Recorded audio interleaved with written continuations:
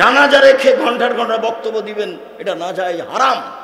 জানাজার সামনে রেখে বলতে হবে জানাজার 5 কাপড় দিতে হবে না, 3 কাপড় দিতে হবে। তারপর গোসল দেওয়ার পূর্বে আপনি কেন পেট চেপে পেশাব পায়খানা বের করলেন? পেট চেপে পেশাব পায়খানা বের করা হারাম। আপনি কেন নখ কাটলেন? নখ কাটা এখন হারাম। আপনি কেন মুখ ছোট করলেন? এখন মুখ ছোট করা বিদআত। আপনি কেন নিচের রুম পরিষ্কার করলেন? গাই ছাড়াই তোমার মা কোথায় গেছিল? কাল পরিষ্কার করতে পারেনি, আজকে কেন? শ্বাস বন্ধ হয়ে গেছে, সব বিধান বন্ধ হয়ে গেছে, এখন শুধু অজু দিয়ে গোসল দিতে হবে। আমি চাঁপাইনবাবগঞ্জ জেলার আহলে হাদিসের কর্ম পাতায় পাতায় পৃষ্ঠায় পৃষ্ঠায় নাজায়েজ দেখাতে পারি। আর চাঁপাইনবাবগঞ্জ জেলার বিবাহের শুরু থেকে না শেষ পর্যন্ত একটা কাজও জায়েজ নয়, সব হারাম।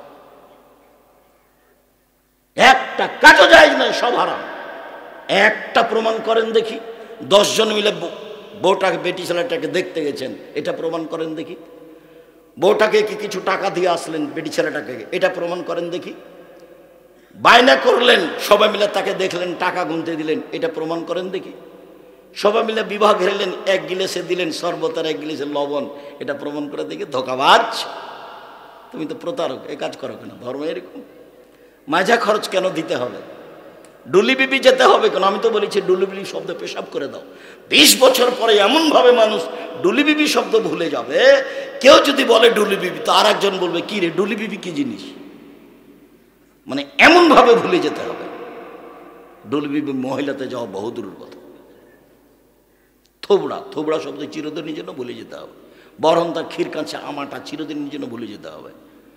আমার জানা অনুপাতে একটাও জায়েজ না।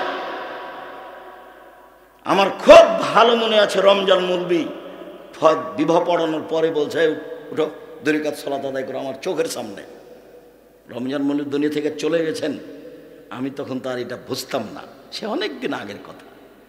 বৈঠক শেষ হলে বলছে যে 2 রাকাত সালাত আদায় করেন। এখানে 2 রাকাত সালাত আদায় মানে? তারপরে দাঁড়িয়ে বলছে আপনারা ওয়ালিমা নিয়ে যাবেন। বলছে না সব বৈঠকে বিবাহে, আরে ওয়ালিমা তো বাসর ঘরের পরে। অলিমা বাসের ঘরের বলে, বাসের ঘর সাজিয়েছে ভাবিরে, আরে যে বিবাহের স্ত্রীর কাছে যাওয়ার আগে যে না ভাবিরে, খালাতো বোনেরা, ফুফাতো বোনেরা, ধর্ম পাগল হয়ে গেছে। কেন প্রোগ্রাম করেছ? শক্ত হো, কঠোর হো, নীতিতে আসো, একাই বেঁচে থাকো। ইব্রাহিম আলাইহিস সালামের মতো যখন ইব্রাহিম তার স্ত্রীকে বললেন যে ওরা যদি বলে কে, তো তুমি বলিও এটা আমার ভাই। কেন? আমি তাদেরকে বলে দিয়েছি তুমি আমার বোন। তুমি যদি বলো এটা আমার স্বামী, তাহলে আমি মিথ্যুক হয়ে যাব। মনে রেখো, সারা এই মাটির উপরে আমি আর তুমি ছাড়া আর কেউ মুসলমান নেই। তো 2 জনের চলে সারা পৃথিবী, আপনার চলে না? কি বুঝাতে চাই তোমার মা? আমি তো বুঝতে পারি না। তোমাদের বাড়িতে পুতুল আছে, তোমাদের বাড়িতে শোকেজে কাঁকড়া আছে, তোমাদের বাড়িতে তোমার মা একটা আয়না কিনেছে, সেটা হলো কাতল মাছ। তোমার মা প্লেট কিনেছে, সেটা হলো চিংড়ি মাছ। তোমার মা একটা তরকারি রাখা বাটি কিনেছে, সেটা হলো রুই মাছ। মানে কি বুঝাতে চাচ্ছ এগুলো দিয়ে? মানে আসলেই যে কেউ শিক্ষিত নয় তার এগুলো প্রমাণ।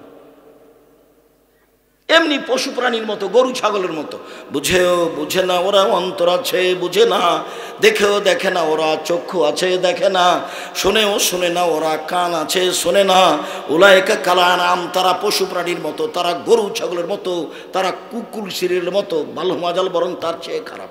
এই যে থাকা খাওয়া চলা ফিরা, এগুলো গরু ছাগলের মতো, পশু প্রাণীর মতো। বলছে গ্রামবাসী সবাই নাকি চাচা আর ভাই। মহিলাটা ধরে বলছে চাচা শোনেন, অথচ ওর বংশের কেউ নাই। কি কেমন পর্দা, এই কেমন জীবন! সবাই বাড়িতে ঢুকছে, তখন বলছে আব্দুর রাজ্জাক আছো গো, এ বলে ঢুকছে। সালাম দিয়ে দাঁড়িয়ে থাকতে হবে, তারপরে ঢুকতে হবে। আব্দুর রাজ্জাক আছো বলে বাড়িতে ঢুকে যাচ্ছে। এটা কোন জীবিকা রিপোর্ট? এলো গরু ছাগলের মতো। খারাপ লাগে? এটাই তিতা লাগে নাকি? এটাই কথা। গরু ছাগলের মতো, পশু প্রাণীর মতো, কুকুর শ্রীগলের মতো এই জীবন ত্যাগ করতে হবে। বাউল হিসাব বলছিলাম, একজন মানুষের মৃত্যু খাওয়ার জন্য যথেষ্ট শরীয়তের কোনো কথা তদন্ত না করে বলবে পৃথিবীর মানুষ আমার একটা কথা বলা থাকলে অন্যকে বলো, আমার একটা কথা জানা থাকলে অন্যকে বলো, বনী ইসরাইলের কাহিনী ঠিক জানা থাকলে বলো। কেউ যদি কোনো কথা আমার নামে বলে, সেই কথা যদি আমার না হয় তাহলে তার থাকার জায়গা জাহান্নাম। কেউ যদি কোনো কথা আমার নামে বলে, সেই কথা যদি আমার না হয় তাহলে তার থাকার জায়গা জাহান্নাম। এই ছেলে, তোমার মুফাসসিরের তাফসীর শুনলে আমাকে শুধু খালি পুথির গানের কথা মনে পড়ে, পুথির গানের কথা মনে পড়ে। 6 মাসের রাস্তা মরদ 6 দিনে গেল, ঘোড়ায় চড়িয়া মর্দ হাঁটিয়া চলিল। এটা যেমন তুমি যদি খারাপ লাগে তো তোমার মুফাসসিরের তাফসীর আমার সামনে নিয়ে আসো, দেখাই তোমাকে। তুমি মনে কষ্ট নিও না, তোমাকে আমি অনেক ভালোবাসি, তোমার আব্বাকে আমি শ্রদ্ধা করি, শ্রদ্ধার আমার অভাব নেই।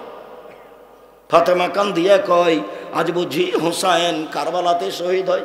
ফাতেমা কান্দিয়া কয়, আজ বুঝি হুসাইন কারবালাতে শহীদ হয়। আরে হুসাইন যেদিন শহীদ হন তার 49 বছর আগে ফাতেমা রাদিয়াল্লাহু তাআলা মারা গেছেন। তা আজকে তিনি কেঁদে বলবেন কি করে? তোমার মুফাসসিরের তাফসীর তাই। বক্তব্য যাকে দিয়ে শুনতে চাচ্ছ আগেই তাকে জানিয়ে দাও যে আমাদের ওইভাবে তাফসীর করতে হবে না। মাওলানা সাহেব, আপনি আমাদের সামনে আজকে পেশ করবেন খাওয়া ও পান করার নিয়ম, কোরআন আর হাদিস দিয়ে সাজিয়ে দিবেন। আজকে আমরা নরেন্দ্রপুরের মানুষ, আপনি আমাদের সামনে বক্তব্য পেশ করবেন খাওয়া ও পান করার নিয়ম, বিষয়টি আপনাকে 15 দিন আগে জানালাম। কথা বোঝা যায়নি? উনি এখন ওইভাবে দেখে আসবেন, তারপরে খাওয়া ও পান করার নিয়ম কোরআন এবং হাদিস দিয়ে সাজাবে।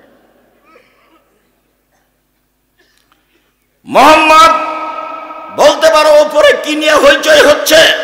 আল্লাহ নবী বলেন নাম, জি হ্যাঁ আমি বলতে পারি ওপরে কি নিয়ে হইচই হচ্ছে। ফিল কাফারাত, আদমের ছেলেমেয়ের পাপ কিসে মিটে যাবে এই নিয়ে হইচই হচ্ছে। বলেন তো দেখি কিসে পাপ মিটে যায়? এক, ইসবাগুল ওযু, ভালো করে ওযু করলে পাপ মিটে যায়। 2, ওয়াল মাকসু ফিল মাসাজিদ বাদা সালাওয়াত, সালাতের পরে মসজিদে বসে বসে তাসবিহ তাহলিল জিকির আজকার করলে পাপ মিটে যায়। ও আকদাম মাশি আলাল আকদাম ইলাল মাসাজিদ, পায়ে হেঁটে মসজিদে গেলে পাপ মিটে যায়। এক, ভালো করে ওযু করলে পাপ মিটে যায়। 2, পায়ে হেঁটে মসজিদে গেলে পাপ মিটে যায়। 3, সালাতের পরে মসজিদে বসে বসে তাসবিহ তাহলিল করলে পাপ মিটে যায়। এই হাদিসটা শেষ করিনি, তারপরে আগাচ্ছি। এখন আল্লাহ রাসূল তার পরের বাক্যে বলছেন, মান ফালা হাজা আশা বে খায়রিন ও মাতা বে খায়রিন, এমনটা যে করলো তার মরে যাওয়া ভালো, তার বেঁচে থাকা ভালো। এমনটা যে করলো তার মরে যাওয়া ভালো, বেঁচে থাকা ভালো। এমনটা যে করলো তার মরে যাওয়া ভালো, বেঁচে থাকা ভালো, মানে খুব ভালো।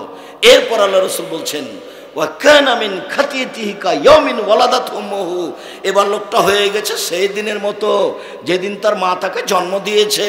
এবার লোকটা হয়ে গেছে সেই দিনের মতো যেদিন তার মা তাকে জন্ম দিয়েছে, মানে নিষ্পাপ হয়ে গেছে। ওযু করে মানুষটা নিষ্পাপ হয়ে গেছে।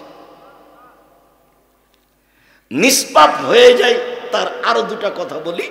একটা হলো এই যে কেউ যদি হজ করে আর যদি হজ কবুল হয়ে যায় তাহলে লোকটা হয়ে যায় সেদিনের মতো যেদিন তার মা তাকে জন্ম দিয়েছে, নিষ্পাপ হয়ে যায়। আর একটা, কারো যদি অসুখ হয়, সে যদি অসুখ অবস্থায় বলে, অসুস্থ অবস্থায় বলে আলহামদুলিল্লাহ, তাহলে লোকটা হয়ে যায় সেদিনের মতো যেদিন তার মা তাকে জন্ম দিয়েছে, নিষ্পাপ হয়ে যায়। আর এখন তো গ্রামে হোক না কেন আর যেখানে হোক না কেন, অসুখ হলেই সিঙ্গাপুর, আর নাহলে চেন্নাই, আর নাহলে ঢাকা বড় মেডিকেল, একদিনও সহ্য করে না। আল্লাহর নবী বলছেন মানুষের যদি গায়ে জ্বর হয় তো জ্বরের কারণে তার পাপ ঝরে যায়, ওই কামারের হাপরে স্বর্ণ চাঁদি লোহা দিলে ওর গায়ে যেসব ময়লা আছে কামারের হাপরে ওইটা দিলে যখন ওইটা লোহা লাল হয়ে যায়, স্বর্ণটা লাল হয়ে যায়, তখন ওর গায়ে যেগুলো ময়লা আছে সেগুলো কি হয়? সব ঝরে যায়। আল্লাহ নবী বলছেন এইভাবে ওই ময়লা যেমন ঝরে যায়, কারো জ্বর হলে অসুখ হলে পাপ তেমন ঝরে যায়। তো সিঙ্গাপুর যাচ্ছে কেন, একটু দেরি করে না কেন? শুনুন, এখানে আর একটা কথা বলিনি, আবার ফিরে চলে যাই। অজু ভালো করে করেন, আজকে বিবরণ দেওয়ার সুযোগ নেই, তবে ইউটিউবে পাওয়া যাবে জুমার খুতবা আব্দুর রাজ্জাক বিন ইউসুফ, বিস্তারিত সময়ে সময়ে অজুর বিবরণ দেওয়া আছে। এমনিতে আমাদের মিরপুর যে দাওয়া সেন্টার নিয়মিত জুমার খুতবা চলছে, আমি প্রতি জুমায় ইনশাল্লাহ সেখানে উপস্থিত থাকব। বহির্বিশ্বে না গেলে, যখন বহির্বিশ্বে যাব তখন তো আর থাকবো না, না গেলে সর্বদা ওখানে জুমার খুতবা চলবে, বিষয়ভিত্তিক আছে। কোনো সময় ঢাকা গেলে আপনি মিরপুর পল্লবী 12-তে গিয়ে দেখবেন যে দাওয়া সেন্টার খুব সহজেই পেয়ে যাবেন খুঁজে, ওখানে জুমায় উপস্থিত থাকবেন, বিষয়ভিত্তিক কথা হবে। বলছিলাম, এখন আপনি সুন্দর করে ওযু করার পরে আপনি যদি বলেন আশহাদু আল্লা ইলাহা ইল্লাল্লাহু ওয়াহদাহু লা শারীকা লাহু ওয়া আশহাদু আন্না মুহাম্মাদান আবদুহু ওয়া রাসূলুহু, তাহলে আপনার জন্য জান্নাতের সব দরজা খুলে গেছে, যেটা দিয়ে ইচ্ছা ঢোকেন। তবে আল্লাহুম্মা জাল্লি মিনাত তাওমিন ওয়াজাল্লি মিনাল মুতাতাহিরিন, এই দোয়া পড়লে নেকি হবে, জান্নাতের দরজা খুলে যাবে না। মনে থাকলো না কথাটা? অজুর পরে যদি বলেন আশহাদু আল্লা ইলাহা ইল্লাল্লাহু ওয়াহদাহু লা শারীকা লাহু ওয়া আশহাদু আন্না মুহাম্মাদান আবদুহু ওয়া রাসূলুহু, তাহলে আপনার জন্য জান্নাতের 8টা দরজা কি হয়েছে? খুলে গেছে। যান, যেটা দিয়ে যাবেন যান। আরেকটা কথা এখানে মনে পড়ছে, মহিলাদের জন্য আরেকটা কাজে জান্নাতের সব দরজা খুলে দেওয়া হয়, সেটা আপনাদের আমাদের কোনো সুযোগ নেই, সেটা শুধু মহিলাদের জন্য। রাসূল সাল্লাল্লাহু আলাইহি ওয়াসাল্লাম বলছেন যে মহিলারা যদি 4টা কাজ করতে পারে তাহলে তাদের জন্য জান্নাতের সব দরজা খুলে দেওয়া হয়। 1, 5 ওয়াক্ত সালাত, 2, রমজানের সিয়াম রোজা, 3, স্বামীকে মেনে চলা, তিতা লাগলে মিঠা লাগলেও, 4, জেনায় লিপ্ত না হওয়া। এই 4টা কাজ যদি মহিলারা করে, জেনা থেকে বেঁচে থাকে, স্বামীকে মেনে চলে, সিয়াম পালন করে, 5 ওয়াক্ত সালাত আদায় করে, ওর জন্য জান্নাতের সব দরজা খুলে গেছে। আমরা এরকম 4টা কাজ করলে আমাদের জন্য জান্নাতের সব দরজা খুলে যাবে, এই কথা মুহাম্মদ সাল্লাল্লাহু আলাইহি সাল্লাম বলেননি। স্বামীকে মেনেই চলতে হবে। উপস্থিত বৈঠকের দিনী মুসলিম ভাই বোন, এই ছেলে প্রস্তুত হও, ঘুমিয়ে গেলে নাকি?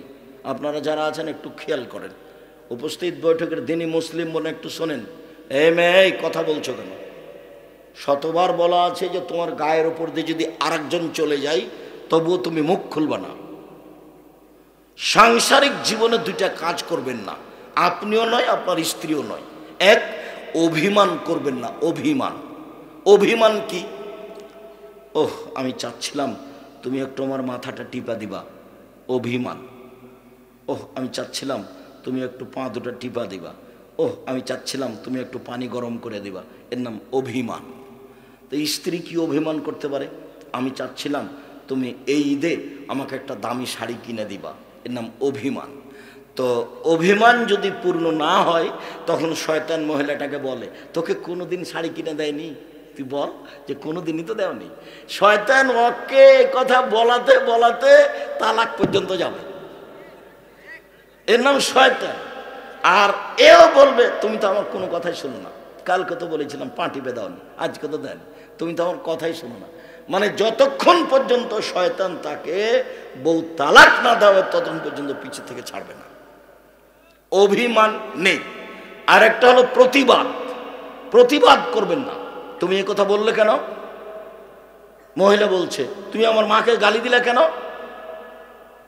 স্বামী বলছে আচ্ছা তুমি আমার মাকে এভাবে কথা বলো কি করে?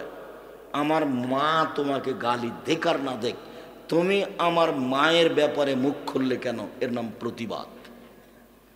প্রতিবাদ করলে শয়তান সুযোগ পাবে, তখন আপনাকে বারবার বলিয়ে নেবে যে দেখো তোমার কথা মানে না, দেখো সবসময় উল্টা চলে। শয়তান সুযোগ পেলে আপনার সংসার ভেঙে একবারে তছনছ করে দিবে। 2টা জিনিস থেকে বেঁচে থাকবেন। মহিলাকে আমি বলছি, আপনি কোনো সময়ই বলবেন না যে কাপড়টা মোটা, কোনো সময় বলবেন না যে কাপড়টা চিকন, কোনো সময় বলবেন না যে এ আনলেন না সে আনলেন না।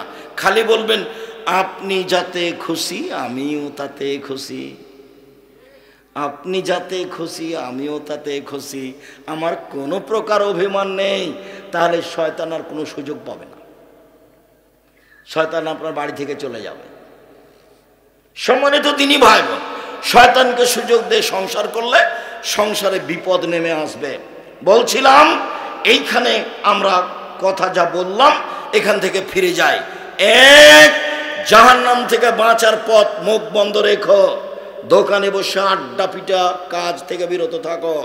জীবনে 4টা কাজ করবেন না, জরুরি 4টা কাজ, খুব সতর্কতার সাথে 4টা কাজে থাকবেন। 4টা উপদেশ: 1, 5 ওয়াক্ত সালাত; 2, হালাল রুজি; 3, কোরআন তেলাওয়াত; 4, আড্ডা পিটা চিরদিনের জন্য হারাম। দোকানে বসে গল্প করবেন না। কোন শরমে আপনি দোকানে বসে গল্প করেন? ওখানে দোকানে ল্যাংটা মেয়ে নাচে, আপনি ওখানে কিভাবে বসে থাকেন টুপি মাথায় দিয়ে? আপনাকে খারাপ লাগে না কেন? আপনার লজ্জা হয় না কেন? আপনার শরম হয় না কেন? আপনি লজ্জা শরমকে বিক্রি করলেন কিভাবে? এটা কেমনে চলে? কেমনে চলে? আল্লাহর নবী বলছেন, পৃথিবীর মানুষ শুনে রেখো, 3 শ্রেণীর মানুষ জান্নাতে যাবেই। 3 শ্রেণীর মানুষ জান্নাতে যাবেই যাবে। 1, পাপের জন্য কাঁদে যে; 2, আল্লাহর রাস্তায় পাহারা দেয় যে; 3, অপর বেগানা নারীকে দেখে চক্ষু নিচু করে যে। তা আপনি দোকানে বসে টিভি দেখছেন, এটা কেমন হলো? তাহাজ্জুদ পড়েন নাকি? আর এই ছেলে, তোমার মোবাইলে ল্যাংটা মেয়ে নাচে, তুমি চক্ষু ঠান্ডা করো, কলিজা ঠান্ডা করো, মন ঠান্ডা করো। ল্যাংটা মেয়েকে দেখে চক্ষু ঠান্ডা করে, কলিজা ঠান্ডা করে জান্নাতের মেয়ে ভোগ করবা? অত সহজ? ঈমান কখন চলে গেছে?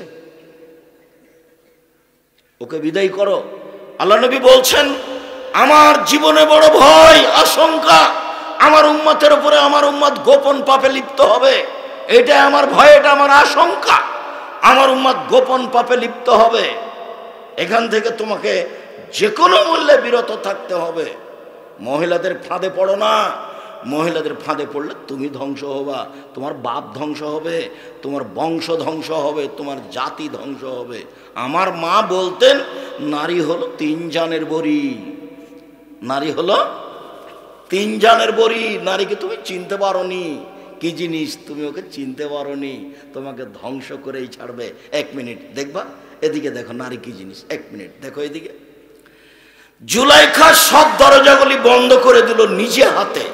জুলাইখা সব দরজা বন্ধ করে বলল, হাই তালাক, এইসব তুমি আমার সাথে জেনায় লিপ্ত হও। এইসব পেয়েছিলেন দাদির চেহারা, দাদির। ইউসুফ আলাইহিস সালামের দাদি 1 স্তর উপরে গিয়ে, ইউসুফ আলাইহিস সালামের দাদি হচ্ছেন সারা। সারা পৃথিবীতে সবচেয়ে সুন্দরী মহিলা ছিলেন ইব্রাহিম আলাইহিস সালামের স্ত্রী সারা। একেবারে আদম থেকে নিয়ে কিয়ামত পর্যন্ত সব নারীর চেয়ে সুন্দরী ছিলেন।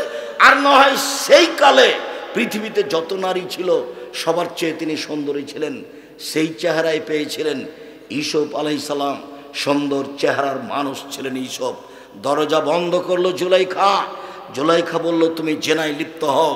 ইউসুফ বললেন, মাযাল্লাহ, আমি আল্লাহর কাছে আশ্রয় চাচ্ছি। বলো কি তুমি? ইন্নাহু আহসানা মাসওয়ায়া, তোমার স্বামী আমার মালিক, তিনি আমাকে ভালো থাকতে দিয়েছেন, ভালো খেতে দিয়েছেন। তোমার স্বামী আমার মালিক, তিনি আমাকে ভালো থাকতে দিয়েছেন, ভালো খেতে দিয়েছেন। আমি তোমার সাথে কেমনে এ অন্যায় করি? তারপরে যখন জুলাইখা অন্যায় করার জোর চেষ্টা করলো, তিনি দৌড়িয়ে বের হলেন, ভাবে এটাই বোঝা যায়। দরজা খুলে বের হলেন এটা বোঝা যায় না। তিনি আগে আগে বের হলেন, পিছনে পিছনে জুলাইখা বের হলো। সামনে ছিল জুলাইখার স্বামী, এক জায়গায় 3 জন। জুলাইখা বলল, এই যে কেমন ছেলে বাড়িতে রেখেছেন দেখেন, যে ছেলে আপনার স্ত্রীর সাথে জেনা করতে চায়। এ দেখো মহিলা মানুষ কি জিনিস। এই যে দেখেন, আপনি একে রেখেছেন আমার খাওয়া দাওয়ার থাকার জন্য, বাড়িতে রেখেছেন একে, এ আপনার স্ত্রীর সাথে জেনা করতে চায়। কথা উল্টে দিল। এর শাস্তি কি হবে? আরে আপনি কি শাস্তি বলবেন? আমি বলছি, ওকে যথাযথ পিটন দিতে হবে, নইলে জেলখানায় বন্দি করে দিতে হবে। ওকে যথাযথ পিটন দিতে হবে, নইলে জেলখানায় বন্দি করতে হবে। তাকদির বশত সময়ের গতিতে 12 বছর জেল হয়ে গেল। সরকারের পক্ষ থেকে ডেকে পাঠানো হলো।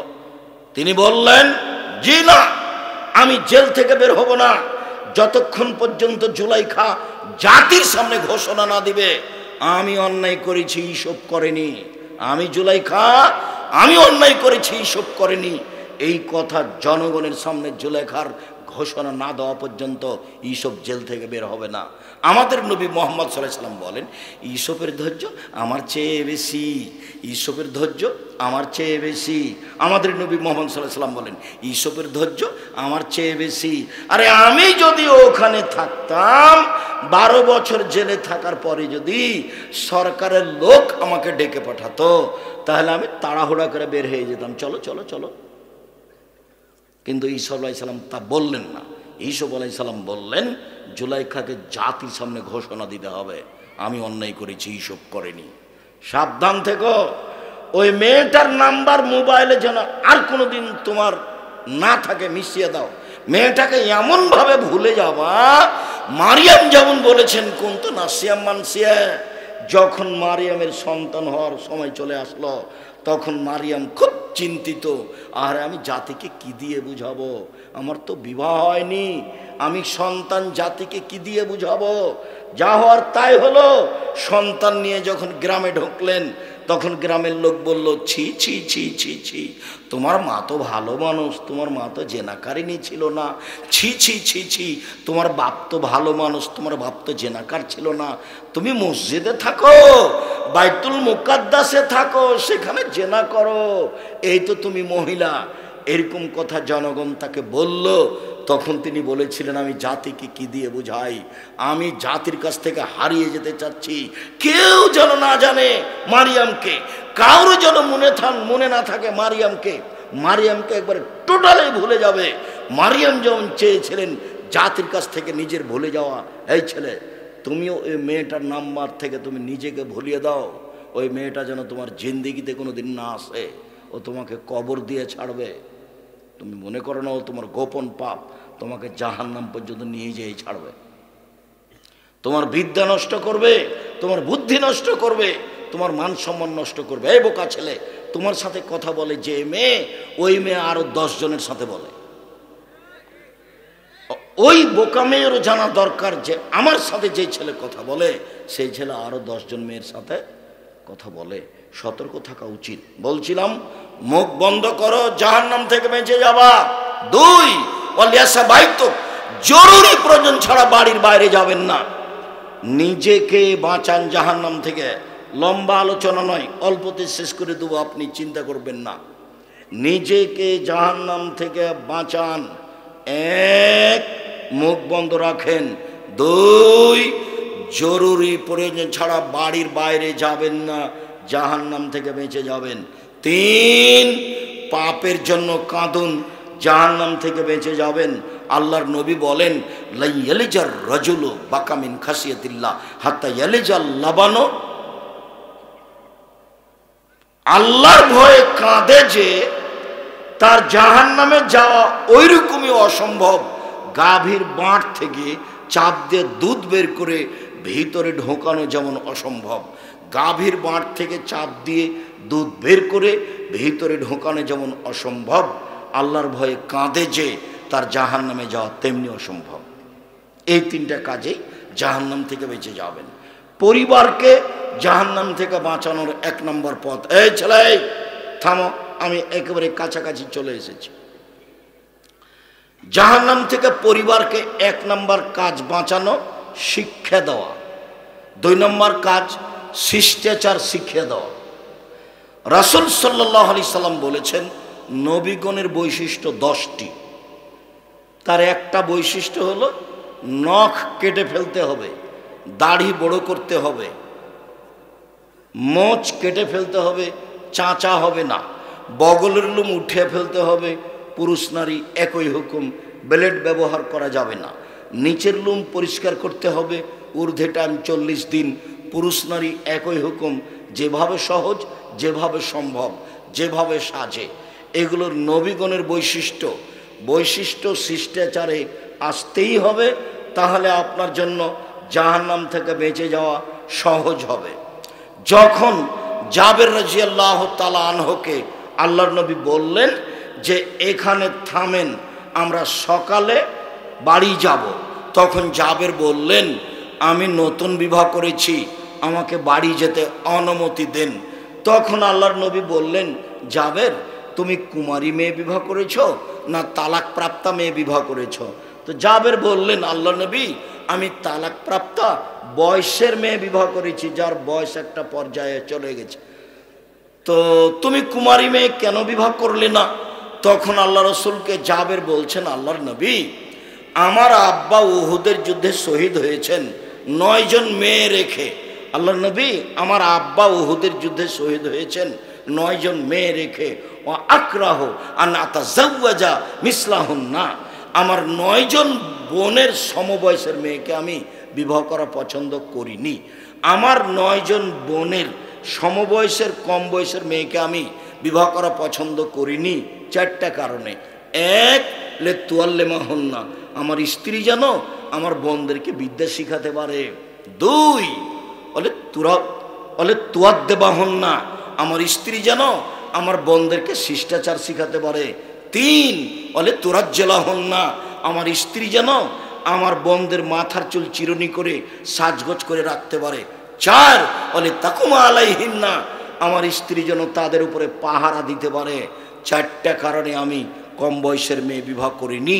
তার 1 নম্বরে আছে বিদ্যা। আপনি যদি আহাল পরিবারকে বিদ্যা শিখান, তাহলে আহাল পরিবার জাহান্নাম থেকে বাঁচবে। 2, তাদের যদি শিষ্টাচার শিখান, কেউ তো বুঝে না শিষ্টাচার কি জিনিস, কেউ তো বুঝে না আদর্শ নিয়ম নীতি কি জিনিস, থাকে খাই পশু প্রাণীর মতো। 1 মিনিট, যে আব্দুর রহিম বলল না যে আমি ফিলিস্তিনিদের যখন খাদ্য দিচ্ছিলাম, তো একদিন খাদ্য বিতরণের সময় আমি ছিলাম মিশরে। তো ফিলিস্তিন থেকে যারা মিশরে এসে ঢোকে আছে, এদের মহিলা পুরুষ অনেকেই আছে। তো আমি খাদ্যের এইটা বাক্সটা এভাবে দিচ্ছি, তো সবাই বাম হাত দিয়ে নিচ্ছে, মহিলাও নিচ্ছে বাম হাত দিয়ে, ওরা আবার উচ্চশিক্ষিত মানুষ, পুরুষেরা নিচ্ছে বাম হাত দিয়ে। তো আমি দেওয়া বন্ধ করলাম, তারপর 5 মিনিট বক্তব্য দিলাম।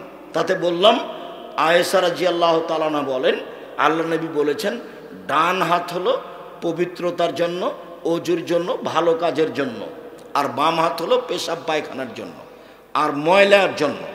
তো বাম হাত এরকম মানুষের সাথে লেনদেনে ব্যবহার করা হবে না। বাম হাত হচ্ছে পেশাব পায়খানার জন্য, বাম হাত হচ্ছে ময়লার জন্য, বাম হাতে খাওয়া নিষেধ, বাম হাতে শয়তান খায়। তা আমি যা বললাম তা খুব ভালো বুঝলো, মনে হলো যে আমার চেয়ে ভালো বুঝলো। এরপরে বক্তব্য বন্ধ করে যখন আবার দিতে শুরু করলাম, বাম হাতেই নিল। বলো তো কেন বাম হাতে নিল? অভ্যাস হয়ে গেছে। জি, অভ্যাসের দাস, অভ্যাস হয়ে গেছে। তুমি বাড়িতে ঢুকতে সালাম দিয়ে ঢুকতে শরম পাচ্ছ, আসসালামু আলাইকুম এইটুকু বলতে শরম পাচ্ছ, এটা একটা শরমের ব্যাপার হয়ে গেছে। মানুষকে বললেও মানুষ সেটা বুঝতে চায় না। এরকমভাবে নিয়মিত জালসা করে কি করবা, তাফসির মাহফিল করে কি করবা? শিষ্টাচারের পরিবর্তন হলো না, সলাৎ শুরু করতে পারলে না, আদব কায়দা পরিবর্তন হলো না, প্যান্টটা এখনো নিচেই থাকলো। তোমার মা তোমার ভাইকে যখন পাঞ্জাবিটা প্যান্টটা পরালো, তখন বাম পায়েরটা আগে ঢোকালো, জুতাটা বাম পায়েরটা আগে ঢোকালো, জামাটা আগে বাম হাত আগে ঢোকালো। তো তোমার মা কি শিখলো? শিষ্টাচার কাকে বলে? তোমার মা নাকি মহিলাদের বৈঠকে বসে, বুবু এই করিও না বুবু, বুবুর বৈঠকে বসে। বুবু কি জানে ডান হাত বাম হাতের কথা?